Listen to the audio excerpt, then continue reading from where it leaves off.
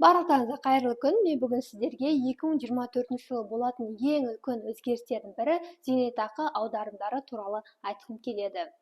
Бізде 2024 жылы 1 қаңтардан бастап ОПВР деген ұғым енгізіледі. Бұның расшифровкасы обязательные пенсионные взносы работодателя деген мағынаны білдіреді. Егер бізде бұрын зейнетақы аударымдар тек қана ОПВ, яғни обязательный пенсионный взносы болса, енді бізде обязательный пенсионный взносы работодатель деген тағы да төлем қосылады. Бұл төлемді, яғни платежды барлық жұмыс берушілер төлейді, яғни ИП-лар, ТО-лар, АО-лар, нотариустар, ЧСИ-лар, адвокаттар, яғни барлық жұмыс берушілер төлейді. Бұның ставкасы 1,5% құрайды. Төлеушілер жұмыс беруші болып есептелінеді. Яғни бұрын бізде ОПВ дейтінімізде ол жұмысшының жалақысынан алынып қалатын болатын, ал қазір обязательный пенсионный работодателя бұл яғни жұмыс берушінің өзінің қалтасынан шығатын шығын болып есептелінеді. Енді мына жерде өте маңызды жағдай, бұл төлемді тек қана 1975 жылы 1 қаңтардан кейін туылған азаматтарға ғана есептелінеді, яғни 49 жастағы азаматтарға ғана есептелінеді. Егер сіз 1975 жылға дейін туылсаңыз, онда сізге бұл төлем төленбейді. Ал егер 1975 жылды 1 қаңтардан кейін туылған болсаңыз, бұл төлем есептелінеді. Енді сіздерге түсінікті болу үшін, жақсырақ түсінікті болу үшін, мен сіздерге мына жерге мысал келтіріп қойдым. Мысалы, кез келген зарплата 300 мың теңге зарплатаны алсақ, бұл жерде обязательный пенсионный взносы 30 мың теңгені құрайды. Обязательный пенсионный взносы работодателя жаңа ұғым 1,5%, яғни 4500 теңгені құрайды. ИПН 21570 теңгені құрайды. Взносы социальное медицинское страхование 6 мың теңгені құрайды, 2%, яғни социальное отчисление 9450 теңгені құрайды. Отчисление медицинское страхование 3%, 9 мың теңгені құрайды, және общий установой режимде жұмыс жасасаңыз, социальный налог 15630 теңгені құрайтын болады.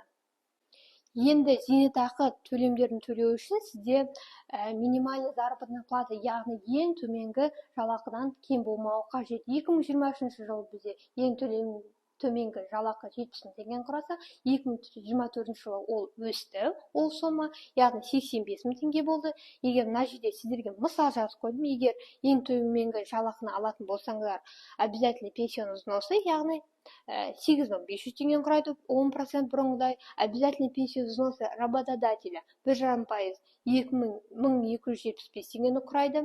ИПН 265 теңгені құрайды, себебі мына жерде 25 МРП-дан кем болғандықтан 90% корректировка жүреді.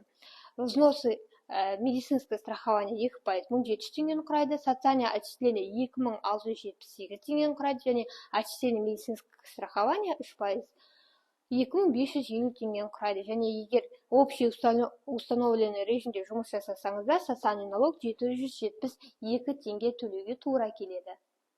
Ал енді қалай төлейміз деген сұраққа жауап берсек, бұны төлеу сәл қиындық туғызады, өйткені бұны Каспий приложениесі арқылы төлей алмайсыздар. Бұл төлемді, яғни платежды төлеу үшін сіздер әзірге ГНП филиалдарына барып, яғни зейнетақы аударымдар жасайтын мекемеге барып, сол жерге қолма-қол ақшаңызды алып, сол жерде төлем жасайсыздар.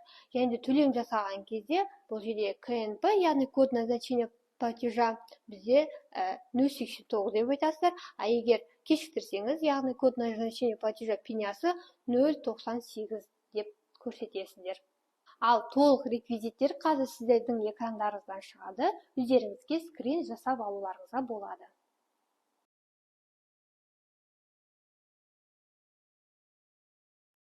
Міне 2024 жылы бізді осында өзгерістер күтіп тұр. Егер сіз қаржы, бизнес саласында жаңалықтар бірінші болып естігіңіз келсе, бірінші болып көргіңіз келсе, онда менің Instagram және YouTube каналыма тіркеліңіздер. Рахмет.